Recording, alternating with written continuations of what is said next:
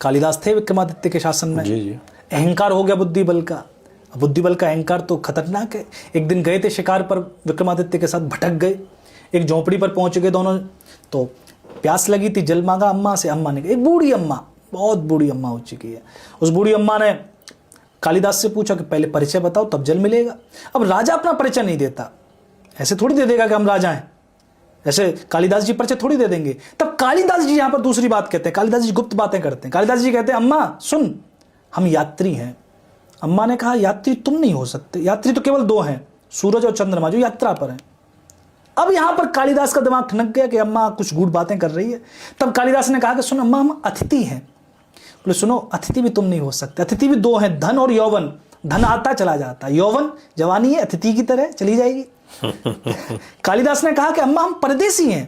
बोले परदेसी भी तुम नहीं हो सकते, जीवात्मा परदेसी है, कहीं से आई है, रह रही है शरीर में, और वृक्ष का पत्ता परदेसी है, तुम परदेसी नहीं हो।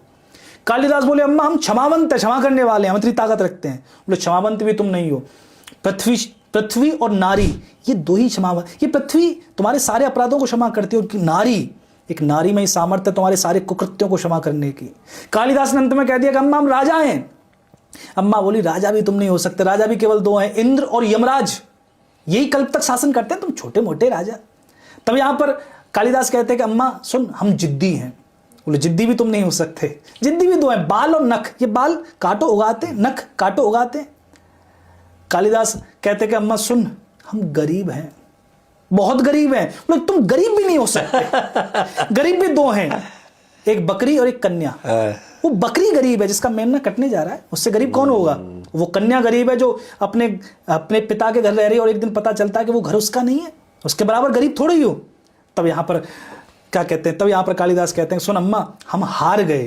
तब अम्मा कहती है बावलो तुम हारे हुए भी नहीं हो, हारे हुए भी दो हैं, एक कर्जदार जिसने कर्ज ले रखा वो हारा हुआ है, और दूसरा एक वधू का पिता जिसकी बेटी विदा हो रही है, वो सब हार रहा है, उसकी बेटी जा रही है ना, वो सब हार रहा है। तब यहां पर चरणों में गिर गए, बोले अम्मा सुन, हम मूर्ख हैं। तब यहां पर अम्मा ने कहा सुनो, तुम मूर्ख भी नहीं हो सकते, तुम्हें मूर्ख होने के लिए भी तुम मूर्ख भी नहीं हो। फिर मूर्ख भी दो हैं, एक अयोग्य राजा और एक दरबारी पंडित। कालिदास चिल्ला पड़ेगा अम्मा मैं दरबारी पंडित ही हूं। तब कहते कि वो अम्मा कौन थी? माता सरस्वती थी, जो कालिदास के अहंकार का दलन करने। तो इस पूरी कथा में हमें क्या मिला? इसमें हमें नीतियां मिली, ऐसे करके हमने ज्ञान दिया है।